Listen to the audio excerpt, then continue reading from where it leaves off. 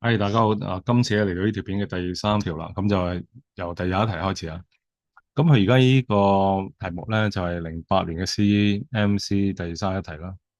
咁佢有兩條直線互相 perpendicular，問你嘅 equation of L2。L2 要留意喎，好多同學冇留意到，其實佢淨係留意到個 slope 啦，但係冇留意到呢條線咧係經過 origin 嘅，其實咧都係一個 information 即係代表佢有個 point 俾咗你。好啦，咁啊 L1 嘅 slope 咧就係 tangent 30度啦。咁而家咧要講講，你哋要記得我教你哋點樣記呢啲嘢嘛？唱翻一首歌啦吓，One over three。咁所以 M2 咧嘅 slope 咧就等於負 square root three 啊。咁然後咧就 y 等於負開方 x 加零，因為00其實都係個 y-intercept 嚟嘅。咁即係開方3x 加 y 等於零。有冇呢個 choice 我哋望一望喎，睇一睇個答案啦。係有嘅，D 嚟噶，咁咪完咗呢條數噶啦。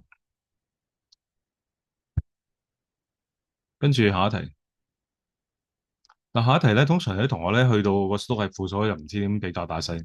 我想講一講咧，就係如果個條線向上咧，個 slope 係正啦，咁啊越向上越大啦個數值。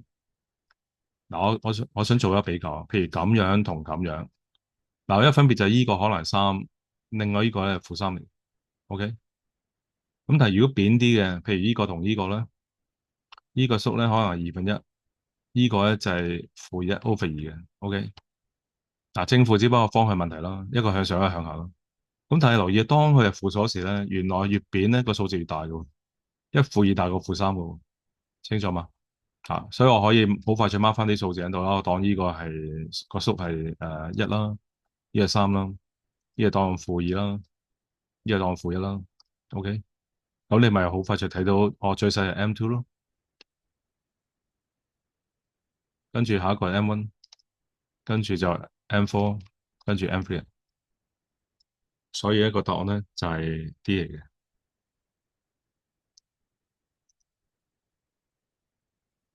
好啦，跟住我哋再去第23題。咦，睇睇先啊。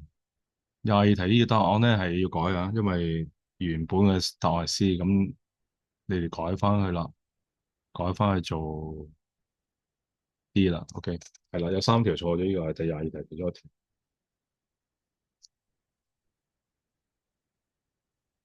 好啦，我哋去到23題，第23題。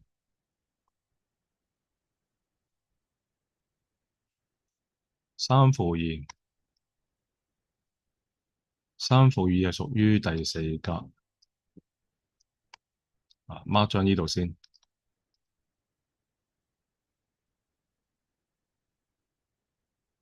Rotate clockwise about origin through 90度，即係落咗呢度。嗱，我哋純粹咧畫出嚟咧，等自己知道咧，係去咗邊個 quadrant。佢由第四個 quadrant 咧去咗第三個 quadrant。嗱，逢係90度咧就 x y 調轉嘅，咁即係話呢度呢個咧，我寫翻好啲先，呢個係2嚟，呢個咧就變咗係2、3啦，得嗰兩個要俾負，因為第三個 quadrant。咁啊完咗噶啦，第23題。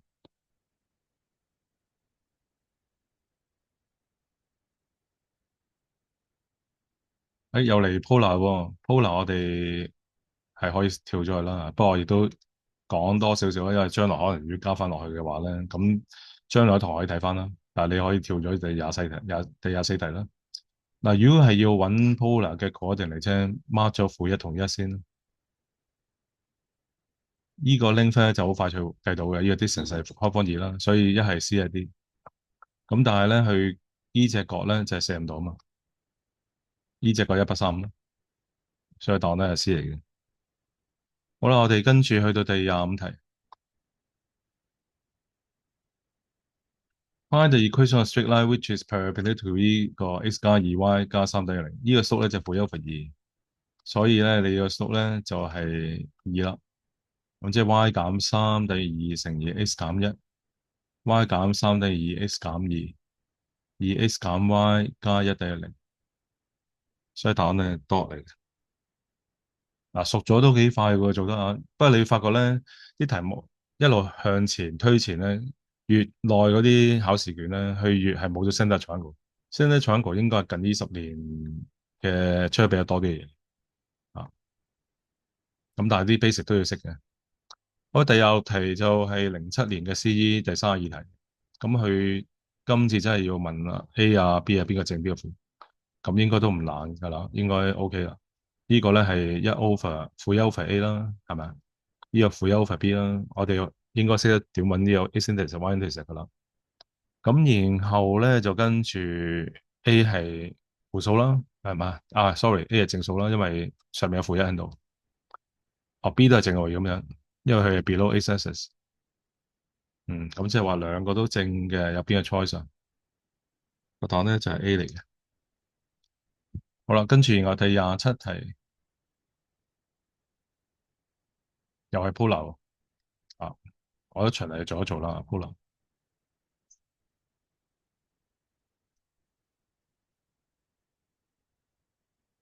大概咁上下啦。佢呢個545當呢度啊，呢個545，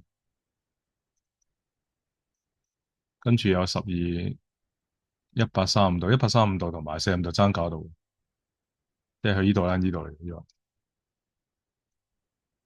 嗱，佢問你嗰個 AB 嘅 length，其實係 Pythagoras theorem 嚟，因為要搞到啊嘛。咁即係呢個10，呢個5啦，呢個12啦，所以就計呢個13咯，所以就係 C 嚟。好啦，跟住我哋去到第28題，如果 K 係負數嘅話，邊一條線係代表呢個咧？我哋睇睇先啊，佢個 x 等於 k，y 等於負 k。嗱，呢個係 x intercept，y intercept，y intercept。咁即係 x 要係負嘅，但係 y 咧嘅 intercept 咧就要正喎。啊，咁即係呢個錯啦，呢個都錯啦。呢個啱喎，呢個個 y 係負就唔啱啦，呢個。所以答案咧就係 C 嚟嘅。所以好好利用點樣揾 x intercept y intercept 咧，就快好多，唔使喺度逐條線咧慢慢去畫啊。OK，好啦，跟住第29題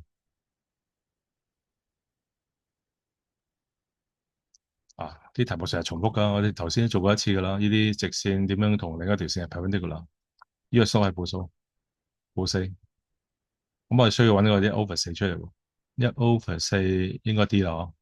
因為呢個數係負1/負4啊嘛。好啦，咁啊跟住第30題。